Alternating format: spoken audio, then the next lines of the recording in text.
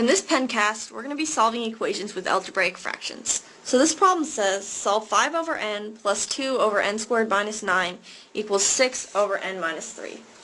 Alright, so step 1 here is going to be getting a common denominator on the left side.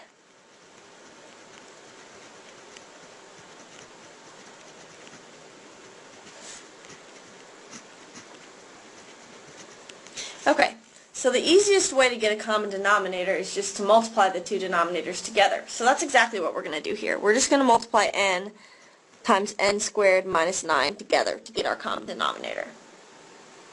Alright, so we can now rewrite this as 5 over n. We need to multiply the numerator and the denominator by the same thing. So we need to multiply both by n squared minus 9.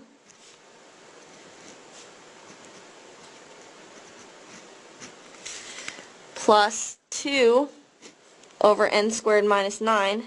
We need to multiply the numerator and denominator by the same thing again, so we're going to multiply by n over n, and that's still going to be equal to 6 over n minus 3. Okay, so let's go ahead and simplify that really quickly. So now that we have a common denominator, we can add across the top, and we have 5 n squared minus 9 plus 2n all over n times n squared minus 9, and that's equal to 6 over n minus 3. Okay, so we know that if we're going to solve for n, we need to get all the n's on the same side. So the next thing we're going to do is actually move that 6 over n minus 3 to the left. So we're going to move everything to the left side.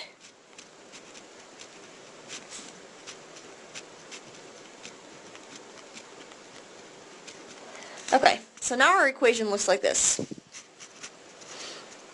5 times n squared minus 9 plus 2n all over n times n squared minus 9 minus 6 over n minus 3 equals 0. Okay, so now we need to get a common denominator again on the left side.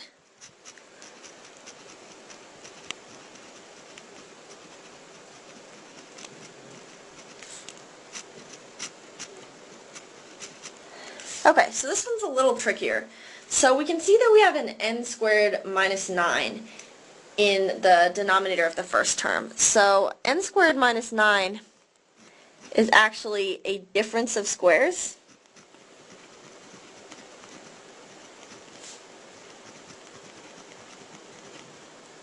Which means that we can factor it and say that n squared minus 9 is equal to n plus 3, n minus 3.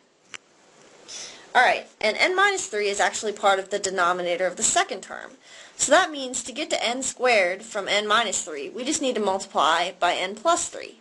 And then to get to n times n squared minus 9, we just need to multiply by n. So we can actually keep our same denominator, which is going to be n times n squared minus 9. Alright, which means our first term actually doesn't change at all. So we have 5 n squared minus 9 plus 2n all over n times n squared minus 9 minus 6 over n minus 3.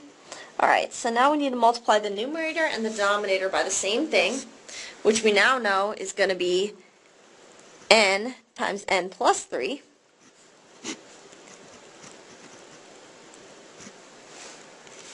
equals 0. Okay. So from here, basically all we have left to do is simplify and solve.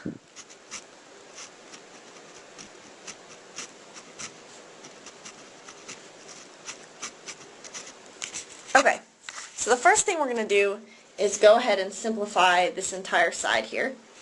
So now what we have is 5 n squared minus 9 plus 2n minus 6n times n plus 3, all of that over n times n squared minus 9 equals 0.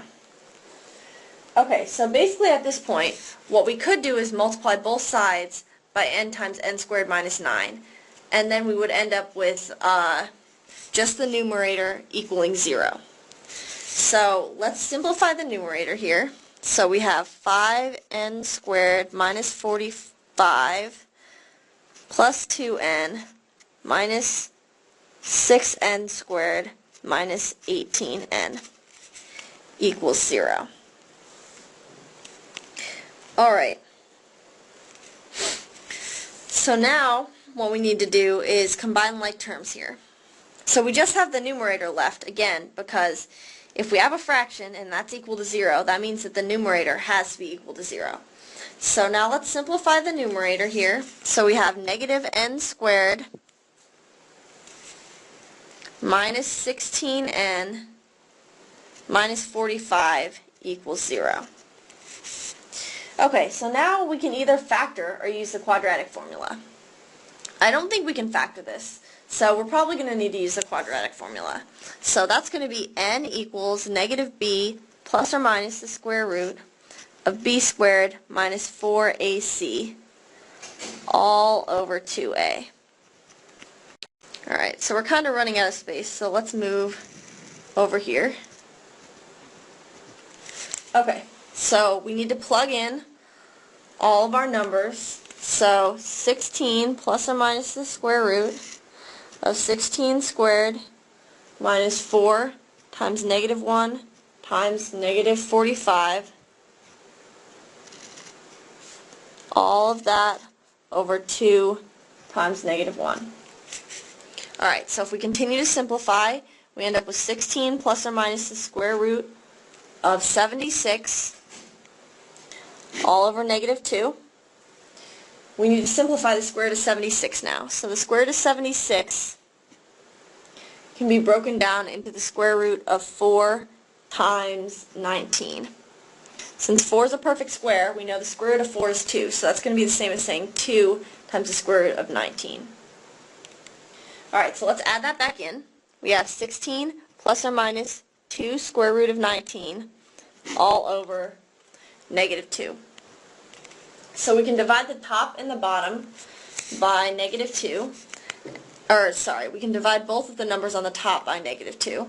And we end up with negative 8 plus or minus the square root of 19. So actually it could be the negative square root of 19, but it doesn't really matter since it's plus or minus. So the simplest way to write that would just be negative 8 plus or minus the square root of 19. And that's our solution.